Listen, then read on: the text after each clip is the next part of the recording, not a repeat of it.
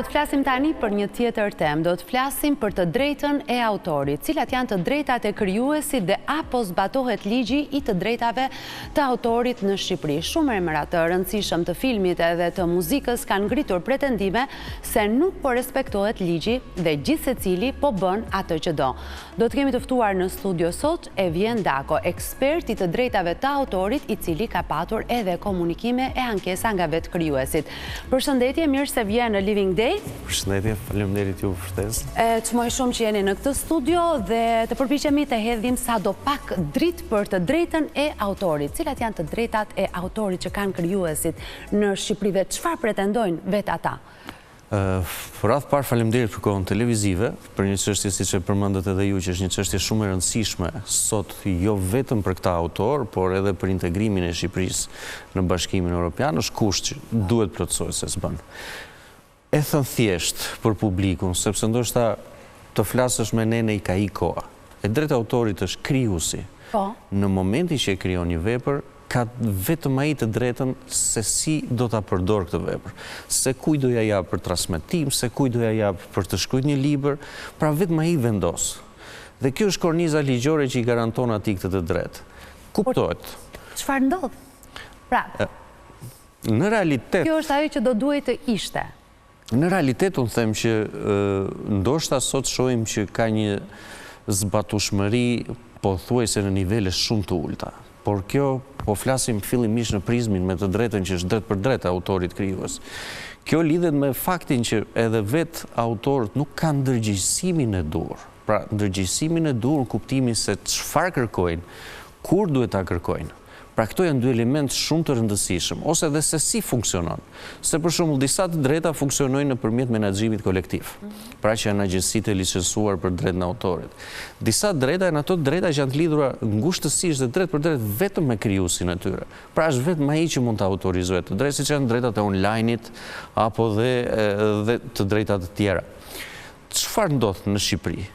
Në Shqipëri është krijuar një sistem i cili është në përputhje me atë që ekziston në Bashkimin Evropian, duke përfshirë që nga legjislacioni dhe nga menaxhimi kolektiv. Pra ka një sportel unik, ka agjensi të krijuara për të përfaqësuar secilën kategori të drejtash. Por ndodh që shumë autor me kalimin e kohës, që pas 90-s, ndryshimeve që kanë ardhur, nuk kanë përfituar atë që duhet dhe kanë humbur besimin te ky sistem. Dhe është pothuajse shumë e vështirë që ti t'ju rikthesh besimin, ti të marrësh informacion apo dhe t'ju shpjegosh.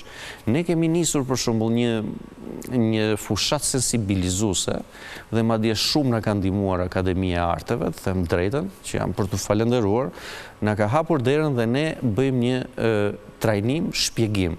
E thjesht fare, nuk shpjegojmë teori. Ti ke një pyetje, bën pyetjen që ti ke nevojë dhe ndërkohë mësojnë gjithë, sepse shumica autorëve të njëjtat pyetje kanë krijuesit. E vërtet. Vetë autorët në Shqipëri a kanë arritur tani në pikën që janë të ndërgjegjësuar për atë që vetë duhet të bëjnë? Unë thash, kjo lidhet shumë me atë pjesën që ata kanë humbur besimin. Kanë humbur besimin, jam dakord, por nga diku do duhet të nisë, apo jo? Por nga diku duhet nisë. Për shembull, unë kam pasur një rastin konkret me një kontakt, ne të gjithë e dim për shembull që është kënga Mora Fjalë. Po. Është një këngë që ne të gjithë e dim përmend që dëgjojmë sa e luan kombëtarja, por dhe më shumë. Stadiume këndohet kudo. Dhe vetë autori, kur më ka parë në një nga këto televizione dhe nga këto trajnimet që ne po bëjmë, tha, të lutem, tha, më përfaqëso ti si avokat, se unë nuk marr asnjë të ardhur. Pra, ai s'ka marr asnjë të ardhur nga vetë personi. Do të thonë radh parë unë që marr një vepër dhe dua të përdor, radh parë duhet pyes kush e ka krijuar. Por gjë e parë dhe më thjesht është, unë hy në internet, pra gjej një këngë, dua ta këndoj, ta performoj, hy në internet, shikoj që kjo ka një autor, do kontaktoj me të, ose do kontaktoj me agjensinë që përfaqëson atë, dhe ti them që të lutem, do lidhim një kontratë këtë këngë ta këndojmë.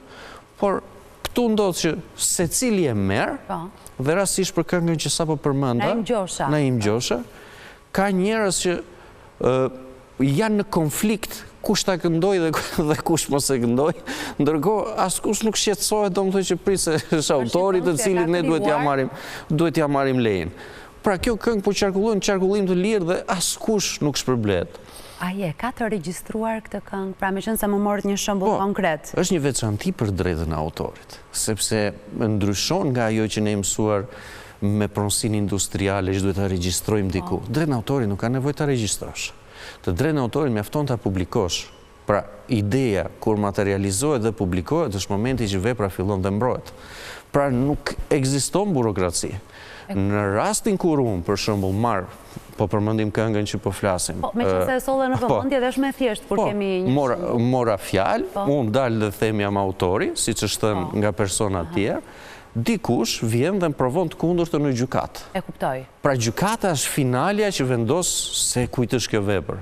Kështu që e drejta autorit për të gjithë ata që na dëgjojnë, se unë duhet ta trajtoj edhe në formë thirrje, dhe prandaj të falenderoj që në fillim për kohën televizive, nuk gëzon burokraci për regjistrim.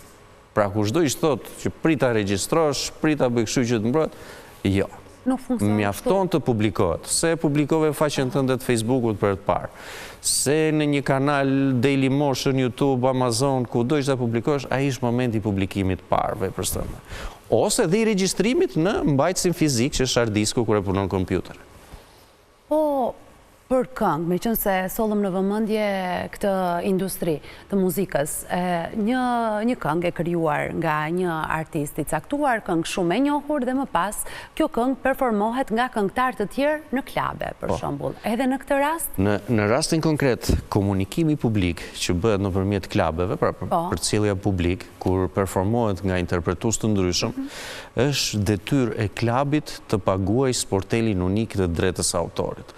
Pra ka një sistem menaxhimi tjetër kur flasim për klabet. Pra ne shikojmë që në Shqipëri të pakt janë këngëtarët që këndojnë vetëm këngët e tyre. Unë mund të përmend Shalba Skëndera, Elvana Gjata, Noizi, pra që fokusohen vetëm te këngët e tyre. Dhe i mbrojnë me aq forcë, i mbrojnë me aq lloj sistemi, sa nuk ka nevojë të këndojnë këngë të tjerë për të pasuruar repertorin e tyre. Kurse një pjesë tjetër që ju vidhet e drejta autorit, ju shkatërrohet e drejta autorit, ndikon në pjesën e krijimtarisë së tyre. Se kur ti shikon që vepra jotja vidhet, atëherë thua pse do lodhem të krijoj kur mund të marr një të gatshme dhe ta këndoj.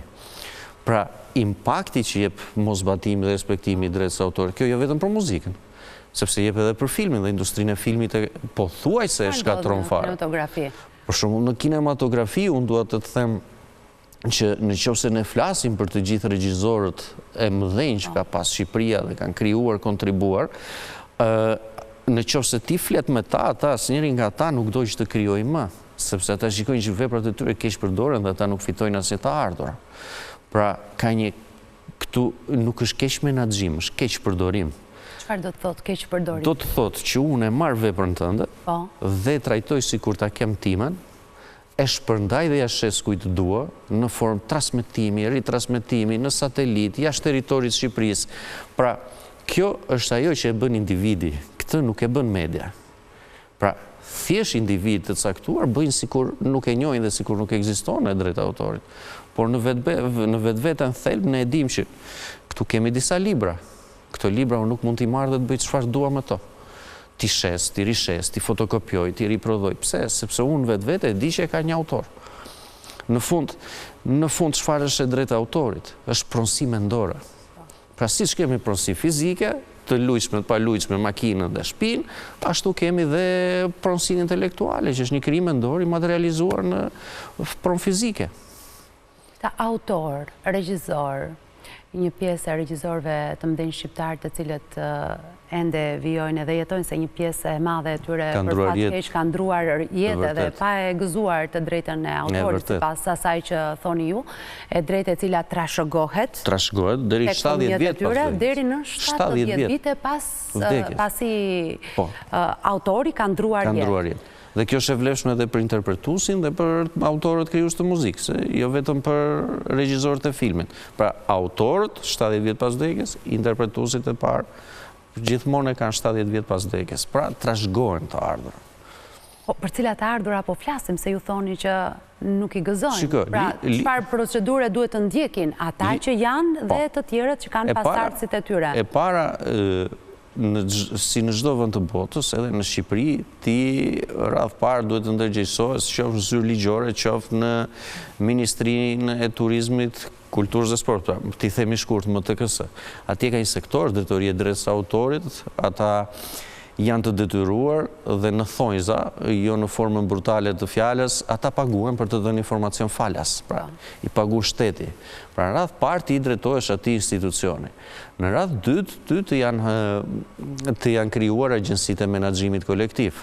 Në Shqipëri janë 4, është për autorët e audiovizualit, është për autorët e veprave letrare, shkencore, artistike, është për interpretuesit, është edhe për prodhuesit e fonogramit, pra mbajtësit të zërit. Pra ti shkon, mund të pyesësh këto, mund të marrësh informacionet për secilën kategori ti përket dhe ke të drejtën të marrësh informacionin falas. Pra ne si agjenci jemi detyruar të t'japim informacion, pra nuk kemi të drejtë, ne kemi detyrim të t'japim informacion falas. Pra, shteti, po ta shohësh, i ka krijuar kornizat. Ti e ke humbur besueshmërinë si autor, por në momentin që e ke humbur, pse nuk shkon të pyesësh? Është ajo që thash, pra nga diku do duhet të nisë dhe për më tepër kur janë strukturat për të marrë informacionin. Kemi raste suksesi që e kanë zgjidhur në mënyrën e duhur? Po, ne kemi për shembull rastin kur të gjithë regjisorët e filmit shqiptar, duke parë që veprat e tyre shpërndaheshin pa kriter në rrjetet sociale në internet, u bashkuan dhe nëpërmjet një përfaqësie ata krijuan kanalin e vet tyre, për shembull të YouTube-it. Pra, ekziston një kanal, ky kanal është i autorizuar nga gjithë krijuesit dhe autorët e filmit shqiptar, pra po flasim deri në 93-shin, dhe ka dhe filma tjerë, kupton, për regjisorët që janë gjallë, por kryesisht, dhe në këtë moment ata i përfaqësojnë veprat. Dhe ky është një sukses në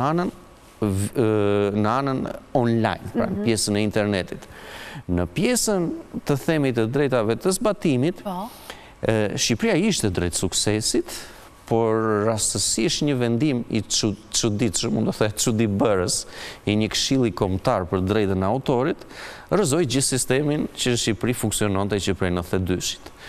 Pra i tha autorëve, regjisorëve, skenaristëve dhe drejtorit fotografisë, i tha që ti nuk mund të marrësh shpërblime nga drejta e autorit, pra nga sporteli unik që ka të drejtën të mbledhë të ardhura, dhe në këtë formë i privoi ata nga drejta e shpërblimit.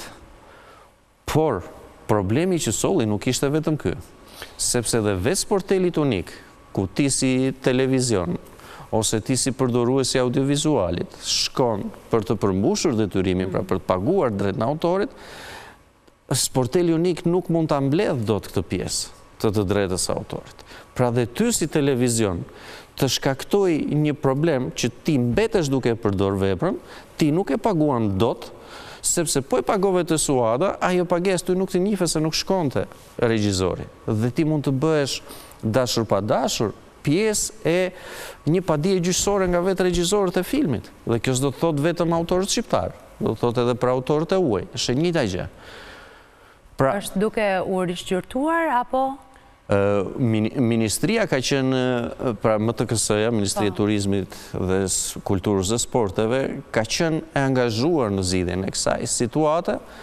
Deri tani nuk është se është zgjidhur, pra ky këshill pranon dhe insiston që pavarësisht se çfarë ndodh, ne i qëndrojmë vendimit ton, dhe është duke u trajtuar në gjykatë. Nga njëri krah janë mediat, pra televizionet që e kanë paditur këshillin kombëtar drejt autorit, dhe nga krahu tjetër jemi ne që përfaqësojmë regjisorët që e kemi paditur. Pra sistemi aktualisht është mos funksional vetëm për shkak të këtij vendimi. Pra Shqipëria, agjencia e parë Shqipëri është krijuar në 92-shin, agjencia e autorëve. Është përmirësuar 2005-ën, është përmirësuar më tutje në 2016-ën dhe subjektet filluan të paguanin. Por ky vendim solli një, siç kanë thënë dhe këta ndërkombëtarët, bëri një katastrofë në të drejtën e autorit në Shqipëri. Duhet ta shohim situatën si optimiste apo jo?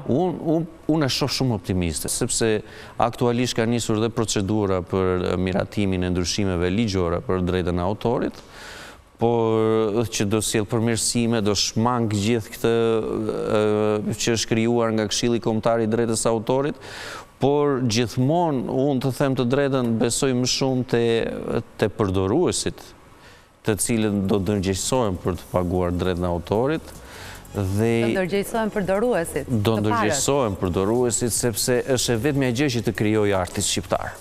Pra t'i sjell përsëri artit shqiptar dhe do doja që gjithmonë autorët të vinin pranë agjencisë tonë dhe ta merrin informacionin falas nëse përtojnë të shkojnë deri në Ish Kino Studio, atje ku janë zyrat e drejtorisë drejtës së autorit. Unë uroj që takimin e radhës ta kemi vetëm për lajme të mira dhe të ketë më tepër qartësi për sa i përket të drejtës së autorit dhe autorët të marrin atë që ju përket, si e drejta e tyre intelektuale. Faleminderit shumë. Faleminderit dhe Ishte juve. shumë kënaqësi. Faleminderit. Faleminderit edhe ju që zgjodhët Living Day në Vision Plus. Mirupafshim.